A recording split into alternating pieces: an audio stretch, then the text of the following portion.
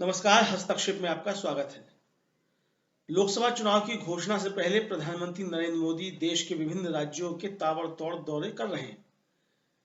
10 दिनों में प्रधानमंत्री 12 राज्यों और केंद्र शासित राज्यों का दौरा करेंगे। इस दौरान वे 29 कार्यक्रमों में भाग लेंगे, कुछ में वो भाग ले चुके हैं। इस दौरान प्रधानमंत्री विपक्षी दलों की सरकारों पर हमलावर दिखाई दिए। अपने इस संवाद में प्रधानमंत्री नरेंद्र मोदी द्वारा राज्यों के दौरे की समीक्षा कर रहे हैं प्रोफेसर जगदीश्वर चतुर्वेदी, और ये विश्लेषण कर रहे हैं कि प्रधानमंत्री नरेंद्र मोदी विपक्ष शासित राज्य सरकारों पर इतना अधिक हमलावर क्यों है। तो आइए सुनते हैं प्रोफेसर जगदीश्वर चतुर्वेदी का ये संवाद। स्वागत है।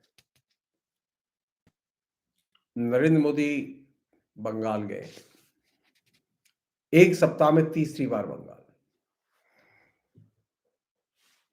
किसी काम से नहीं गए, वो इलेक्शन कैंपेन पैकेज बनाया हुआ है, वो उस पैकेज की पूर्ति के क्रम में वो गए हैं।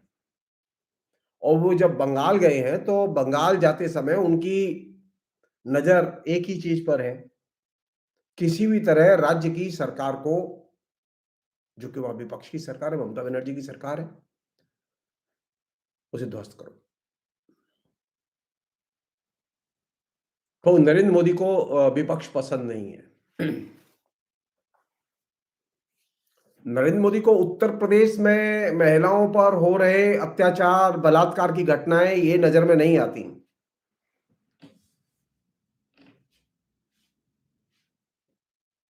बीजेपी शासित राज्यों में बलात्कार हो रहे हैं, ये दिखाई नहीं देता। ये कैसा प्रधानमंत्री है जिसको कि सिर्फ विपक्ष की सरकारों के शासन में जो घटनाएं घट रही हैं वही दिखाई देती हैं? कोई तो वजह होगी। मणिपुर एक बार भी नहीं गए। लंबा समय हो गया, मणिपुर में 60,000 लोग शरणार्थी शिविरों में रह रहे हैं। अनेक महिलाओं के साथ में बर्बर अत्याचार हुए, यहां तक कि नंगा करके परेड निकाली गई है और वे उनके विजुअल्स इंटरनेट पर अवेलेबल हैं।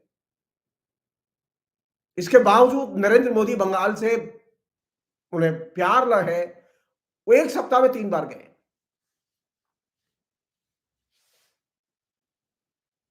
और जो दिलचस्प चीज है जिस पर कि कायदे से ध्यान देने की जरूरत है, क्योंकि नरेंद्र मोदी का बार बार बंगाल जाना इस बात का साइन है कि नरेंद्र मोदी की जमीन बंगाल में खिसक गई है। नरेंद्र मोदी वहां पर नेताओं की लूटपाट में लगे हैं। कोई साथ आए, किसी भी बहाने, अब शाहजहां शेख भी आ सकता है। आज के भाषण में नरेंद्र मोदी ने एक बहुत ही क्लियर कट मैसेज दिया है कि अगर शाहजहां शेख आता है तो अब वो आने के बाद में क्या क्या बोलेगा।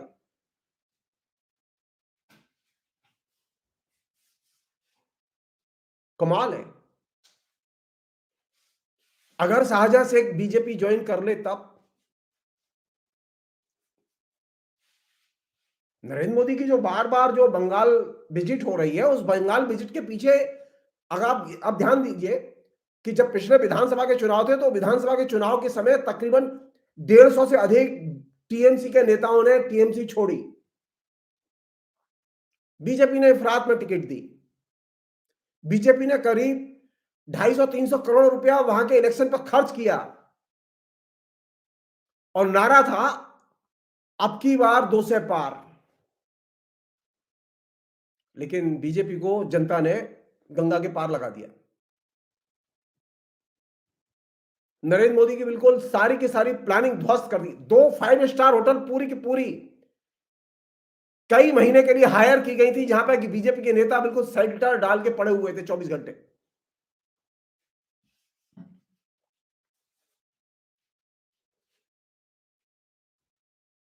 हम जानना चाहते हैं, नंदीग्राम आंदोलन के समय जो लोग अपराधी थे,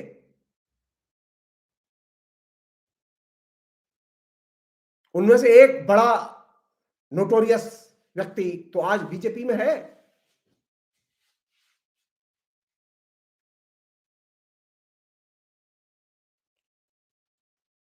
जिसका शारदा चिटफंड कांड में नाम है, बाकायदा नाम है।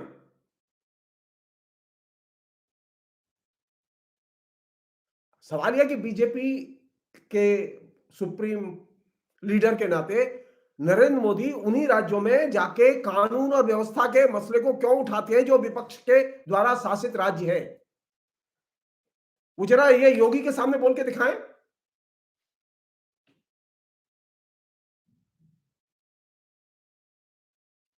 क्या उत्तर प्रदेश में बलात्कार की घटनाएं नहीं हो रही? मैं लिस्ट नहीं देना चाहता यहां। बलात्कार के मामले में हिंदी भाषी क्षेत्र टॉप पर है अभी, जहां पर बीजेपी का शासन है। कल नरेंद्र मोदी जम्मू कश्मीर जाएंगे, श्रीनगर में उनकी रैली है। श्रीनगर में सबसे ज्यादा बर्बर दिन से वहां की जनता गुजर रही है। नरेंद्र मोदी को सिर्फ अच्छे दिन की याद है, वे बातें याद है जिन बातों का कोई जनता के जीवन से कोई संबंध नहीं है। जिन बातों का जनता के जीवन से संबंध है उनको तो नरेंद्र मोदी उठाते ही नहीं है। मैं एक छोटी सी बात कह रहा हूं, संदेश खाली की जो औरतें हैं जिनके बारे में नरेंद्र मोदी ने आज अपनी गर्जना की है, उन औरतों के साथ में 2018-19 के बाद से लगातार दुर्व्यवहार की घटनाएं हो रही थी। किसी भी बीजेपी के नेता ने प्रेस कॉन्फ्रेंस करके मसला क्यों नहीं उठाया? क्यों नहीं एफआईआर दर्ज की गई बलात्कारी लोगों के खिलाफ में? किसने रोका था बीजेपी को? यह अचानक राशन कांड के चक्कर में जो ईडी की टीम गई, उसने शाहजहां शेख के घर पर छापा मारा और शाहजहां शेख के लोगों ने उनका अपमान किया, ईडी के लोगों पर हमला किया, जो कि गलत था। सब लोग जानते हैं शाहजहां शेख के यहां ईडी के जाने के पहले तक संदेश खाली का नाम कभी नरेंद्र मोदी की जबान पर नहीं आया। पैकेज हम जानना चाहते हैं कि राशन घोटाला कांड में या फिर ये जो घटना है संदेश खाली की, ये तो पहले से चल रही है। वहां औरतों के साथ में दुर्व्यवहार की घटनाएं लगातार हो रही थी, लेकिन नरेंद्र मोदी ने तो कभी आवाज नहीं उठाई। अमित शाह ने कभी आवाज नहीं उठाई, कभी प्रेस कॉन्फ्रेंस बीजेपी के नेताओं ने नहीं की। अचानक आउट ऑफ द ब्लू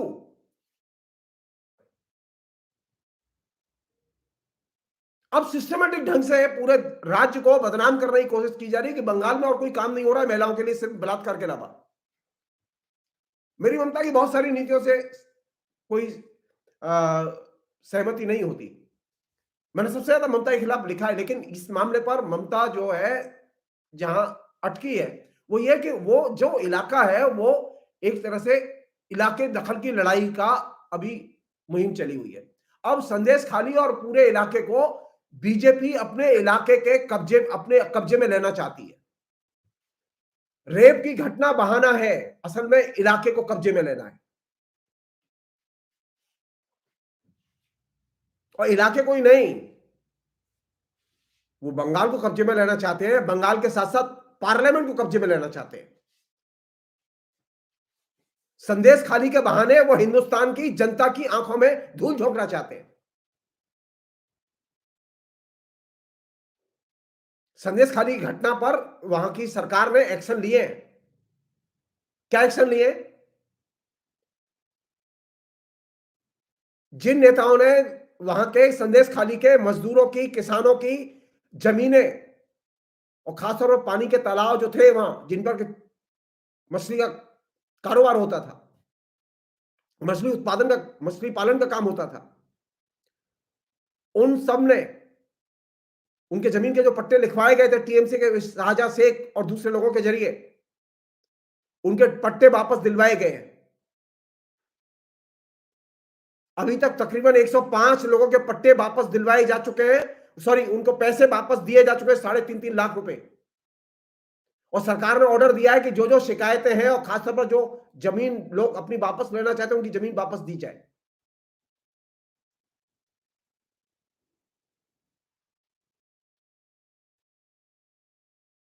अगर उन लोगों ने अपराध किया है तो उनके अपराध की सजा कोर्ट देगा। हम चाहते हैं कि उनको सजा मिले, जो बदनाम लोग हैं उनको सजा मिले।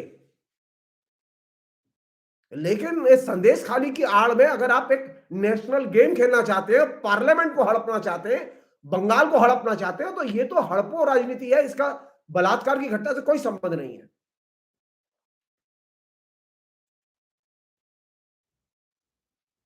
नरेंद्र मोदी की सरकार पर वहां की राज्य सरकार का, वहां की गरीब जनता का बकाया हजारों करोड़ रुपया है, जो कि नरेंद्र मोदी ने अभी तक पेमेंट नहीं दिया है। वो ममता की सरकार नहीं है, वो वहां की बंगाल की जनता की सरकार है। राज्य सरकार का बकाया क्यों नहीं देती है नरेंद्र मोदी की सरकार?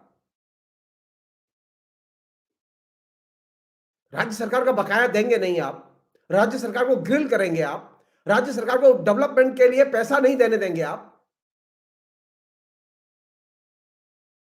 मैंने कल एक वीडियो किया था, आप लोगों ने देखा होगा 1-2 दिन पहले, कि बंगाल की सरकार ने बाकायदा महिलाओं के लिए जो योजनाएं चलाई हैं, वे योजनाएं पूरे के पूरे किसी भी बीजेपी शासित राज्य में नहीं है जो महिलाओं के लिए हित में है। वो कौन सी योजनाएं हैं जो ममता ने चलाई हैं? नरेंद्र मोदी के अंदर साहस होना चाहिए, एक योजना वो लागू करके दिखाए महिलाओं की।